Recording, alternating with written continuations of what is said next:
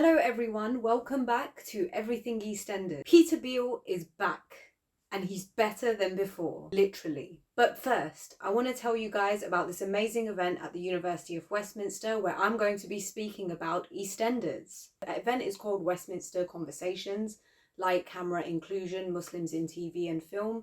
It's on Regent Street, 20th of November, 5:30 to 8 p.m. It includes a comedy act and of course myself, talking about the representation of Muslims in EastEnders. Please come along. I'm putting the link in the description. Please get your event. It's completely free. Do come along. So back to Peter Beale. Peter Beale has recently been recast with Thomas Law. In many ways, someone we can consider to be the original Peter Beale. He wasn't the first and by no means the only, but to me, he was the one who really shaped Peter. Peter was one of the twins born to Ian and Cindy Beale in 1993. Ian initially believed that he was not the father due to his previous experience with Cindy, discovering a year after Stephen, I think it was a year, after Stephen Beale had been born, that it was in fact his best friend, Simon Wicks, who was actually the father. And I think that revelation, it goes to show how understated the Duff Duffs really were back in the day. Of course, you had your dramatic moments, but literally, I believe once the Duff Duff ended on Kathy's sewing machine breaking down. I know she made lots of cardigans with it, but yeah, just watch this one. Ian, listen! I hate to think what this is going to do to you, but Stephen isn't your son. I can't lie to you anymore. You're not Stephen's father. Ian! Yeah, very understated by today's standards. I'm not saying it's bad. I'm just saying it's very different. So Peter Beale didn't actually start getting any major storylines. Obviously, he was a kid and he was involved in a lot of storylines, but obviously it was more centered around Ian and the knock-on effects that it would have on Peter as a young child. So Peter didn't really come into his own as a character until his teen years, and in my opinion with the casting of Thomas Law, when the character became about 13 years old, I think. Thomas Law took over the character in 2006. His storylines included his relationship with his young teenage romance with Lauren Branning. During the early to mid 2010s, he was one of the main group of teenagers on the show, and a lot of the teenage storylines he was a part of, and obviously Lucy as well. Peter Beale was essentially the boy next door. He was the son of the show's first ever character, and he was, you know, very boyish, very shown to be very charming, but also awkward in his teen years, very awkward, very well-meaning, very romantic, very kind, very considerate of other people's feelings. So between 2006 and 2010, under the character of Thomas Law, he was established as a very kind, caring young man who loved his family, he cared about his friends and always tried to do the right thing. In fact, his exit storyline was centered on his anger towards Ian, embarking on and keeping his affair with Glenda from Jane. The role was then taken over by Ben Hardy when Peter came back. I think it was in 2014 or 2013. And in 2014 is obviously when we had the Who Killed Lucy Beale storyline. And Ben Hardy very much continued the characterization of Peter as a kind and considerate character. That's not to say that Peter Beale is perfect. I mean, you can't get away with having Ian Beale as a father unscathed. He was shown to certainly have a snobbish side to him, and this really came out in his relationship with Lola. But on the whole, he was still, you know, a very loving, very caring young man. And then the murder of Lucy was shown to be a real turning point for his character. Their twin bond was always shown on the show, even though they were very polar opposite characters, they always had a bond, always were close. So her murder had more of an impact really on him than her other siblings as well. And I think Ben Hardy was excellent in portraying that grief of Peter Beale of having lost his twin sister.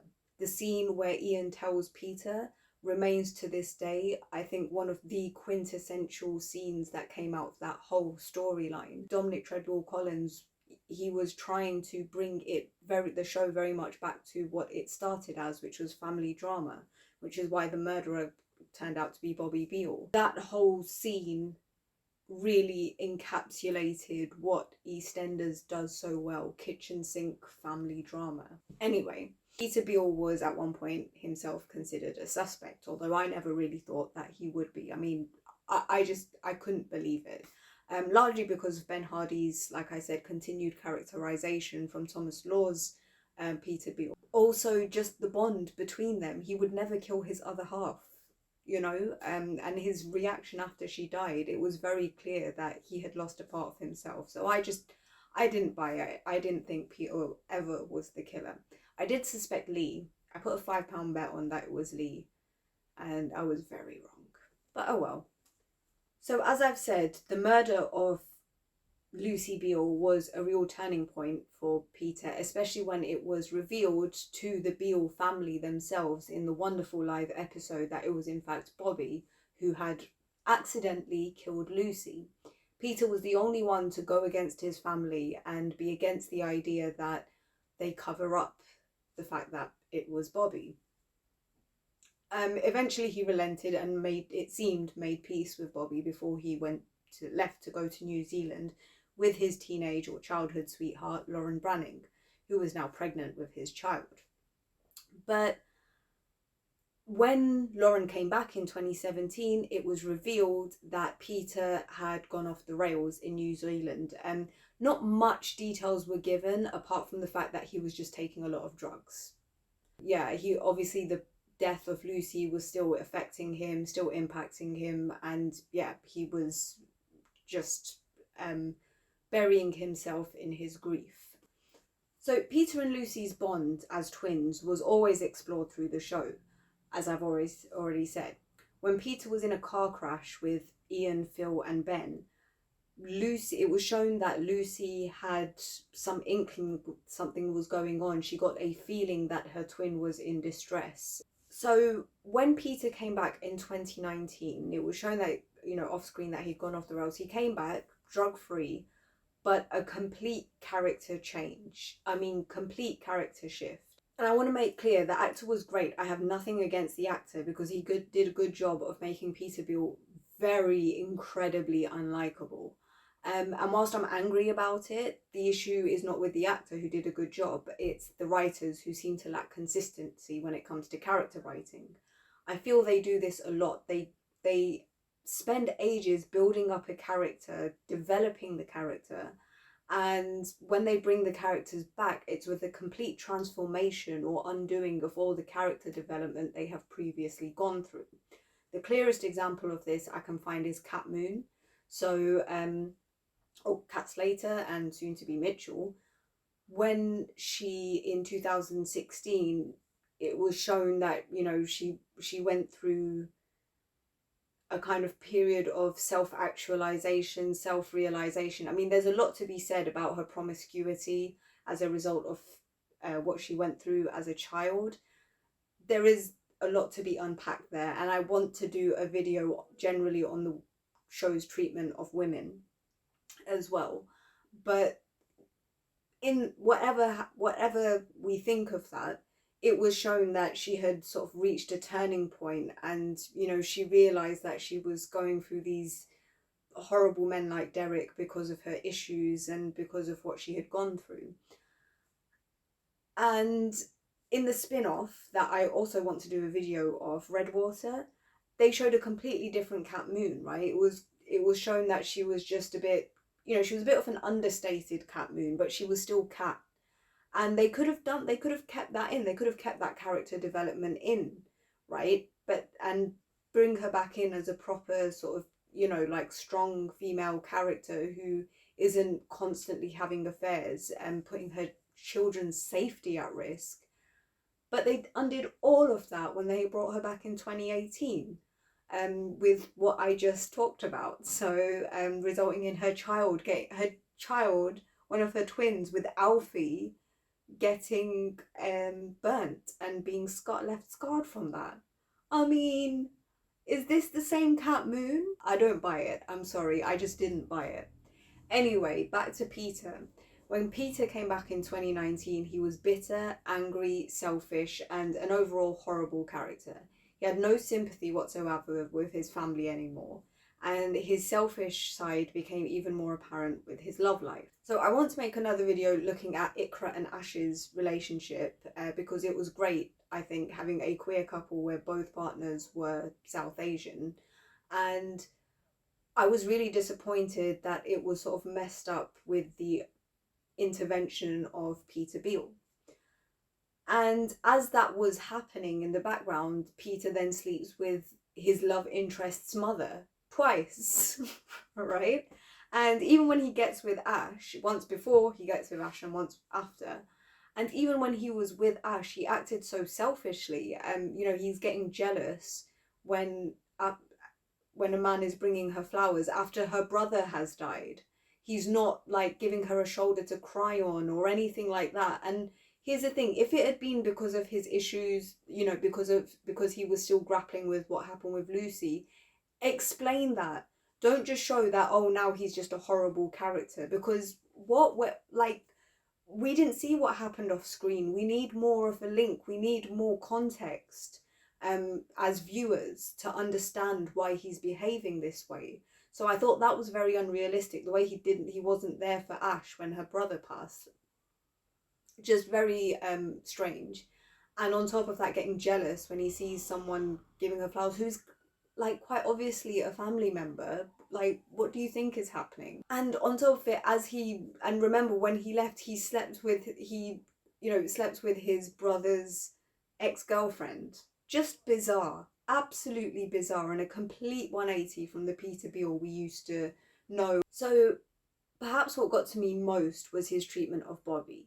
Whilst it's completely understandable, his resentment and his anger, and that did need to be shown and expressed, the way it was done was ridiculous. Peter basically let out his frustration on Bobby because Bobby refused to embezzle money from the trust that he had set up in Lucy's name to honour her memory.